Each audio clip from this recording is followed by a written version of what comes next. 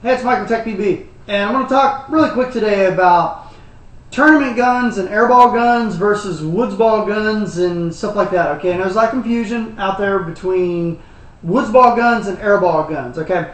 I talked a little bit about Tippmanns in a previous episode, and I said basically the only reason to own a Tippmann is for the flatline barrel. That's it, okay? There's really no other reason to own a Tippmann other than to own the flatline barrel. Works great in woods, gives you phenomenal range.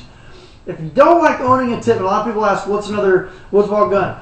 Keep in mind, I play X-ball, and my X-ball games maybe last anywhere from 45 seconds to a minute and a half. My average woodsball game, it can be anywhere between 20 to 45 minutes. So, you know, when you're choosing a woodsball gun, there's nothing wrong with going with a gun that would most people consider a tournament gun, okay? The minis, the Dangerous Power G3s, the Bob Long guns, the Egos, the Dies, all of that stuff, okay? These guns work phenomenal in the woods. And on top of that, they're also extremely light.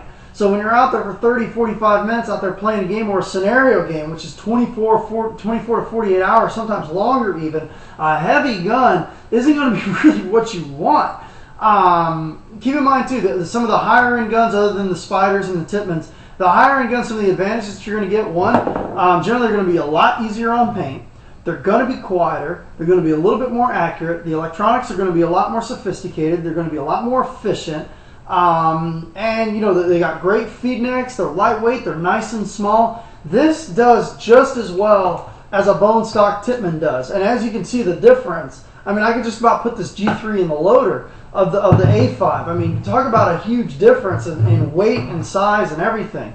But I wanted to talk today about, you know, about people, they go and they'll buy a Tippmann, they'll sink hundreds and hundreds of dollars in it and stuff like that, and it's like, you know, all the plastic shit and stuff that they're putting on here and flashlights and lasers and stuff like that doesn't help the paintball gun do what its real job is. It's to shoot a paintball at 300 feet per second and do it accurately. So if you're going to be out there, if two people are out there, one person is using a heavy Tippmann that he has to have slung around his chest, and he's pointing it at the ground because it's so heavy that he can't keep it upright, and someone comes around the corner with one of these guns where it's really lightweight, and they've got it posted up like this, as soon as they come around the corner, this guy's going to win because this gun's light enough to keep on his shoulder the whole time as he's walking through the woods, as opposed to this guy using this heavy Tippmann. This gun is so heavy that it may be pointing at the ground, or he sometimes may not even be holding it. So that's some of the difference between woodsball and airball guns. And let me tell you what, big myth,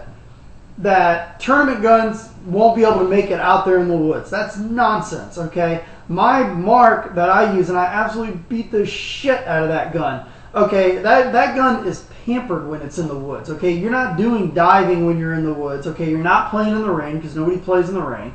You know, you're not jumping around this, that, and the other, okay? Tournament guns have no problem working in the woods. They work great in the woods. They're quiet. They're more efficient. They got better electronics, higher rates of fire, better triggers, sometimes better ASA. So don't look past guns like Dangerous Power, the E-Tech, the Proto Rail, the Mini, and, you know, Bob Long's guns and all, you know, Planet Eclipse and all of that stuff. Don't look past those guns when you're looking into getting a gun to play in the woods. Those guns work great. Now, big tip right now, big tip.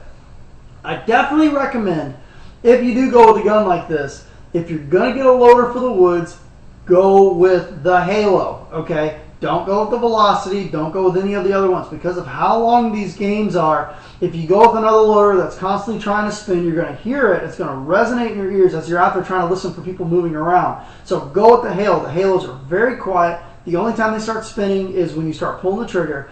Definitely go with the Halo if you're going to be playing in the woods and you're using a marker like this. So that's about it. You know, just want to do a little quick tidbit on choosing a good woodsball or scenario gun, and something else too we didn't even cover. Okay, this, I can only use this in the woods. I can't use this on an X-ball or MPPL field, but I can use this on an X-ball and MPPL field. So I don't have to worry about going back to my trunk and switching over my airball gun and putting my airball gun back and going to my woodsball gun. I can use this for both and have a great time. I can only use this for woodsball because they're, you know, this on an X-ball field, there's, you know, it's like having a football sticking out the side of your gun. So that's another point to bring up, is that this is dual purpose. This is not. You know, so if all your buddies decide they want to go and play an X-ball game or MPPL game, you can still take, you know, you can still take this as opposed to this. You're gonna have to leave it in the car, or you're gonna stick that big hopper out and it's gonna get blasted. So this is dual purpose. This is for woodsball only. I hope this helps. Thank you.